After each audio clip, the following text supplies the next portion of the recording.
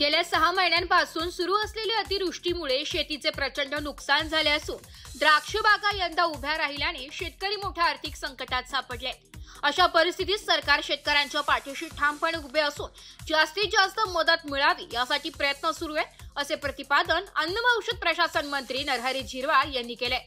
कादवा सहकारी साखर कारखान्याच्या गळीत हंगामाचा शुभारंभ मान्यवरांच्या हस्ते ऊसाची मोळी टाकून करण्यात आला। या प्रसंगी ते बोलत होते।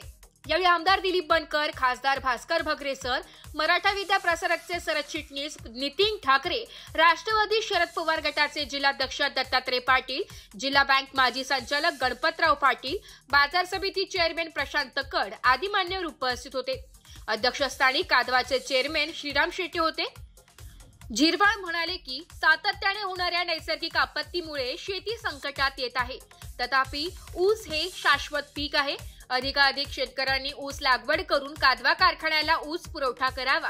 मतदारसंघातील शेती समृद्ध व्हावी यासाठी वीज, पाणी, रस्ते यासाठी खास प्रयत्न करत असल्याचं सांगताना त्यांनी एकदरे प्रकल्पातून अतिरिक्त पाणी मिळणार असल्याची माहिती दिली आहे। तसेच विविध नद्यांवर साठवण बंधारे उभारण्याचेही प्रयत्न सुरू असल्याचं त्यांनी सांगितलंय। पावसाची उघडीप मिळताच रस्त्याची दुरुस्ती केली जाईल असेही त्यांनी नमूद केलंय। अध्यक्षस्थानावरून बोलताना श्रीराम शेट्टे यांनी कादवाच्या प्रगतीचा आढावा घेत सांगितले की उत्पादन वाढ ही आजची गरज असून शेतकऱ्यांनी आधुनिक तंत्रज्ञान व एआयचा वापर करून एकरी उत्पादन वाढवावे। प्रत्येक सभासदाने ऊस लागवड करावी असे आवाहन करत आगामी काळात कमी दिवसात जास्त गाळप करण्यासाठी विस्तारीकरण करणे आवश्यक असून त्या दृष्टीने तयारी सुरू असून सीएनजी प्रकल्पही सुरू करण्याचा मानस असल्याचं सांगितलंय। यावेळी खासदार भास्कर भगरेसर, मराठा विद्या प्रसारक सरचिटणीस नितीन ठाकरे, कामगार युनियन अध्यक्ष भगवान जाधव यांनी मनोगत व्यक्त केले। यावेळी सदाशिव शेळके, संजय पडोळ, अशोक वाघ, विश्वासराव देशमुख, अनिल देशमुख, कैलास मवाळ, गंगाधर निखाडे, व्हाईस चेअरमॅन शिवाजी बस्ते तसेच कारखान्याचे संचालक, सभासद, शेतकरी, कामगार उपस्थित होते। स्वागत संचालक रावसाहेब पाटील यांनी केले। आभार संचालक सुखदेव जाधव यांनी व्यक्त केले। सूत्रसंचालन अशोक शिंदे यांनी केले।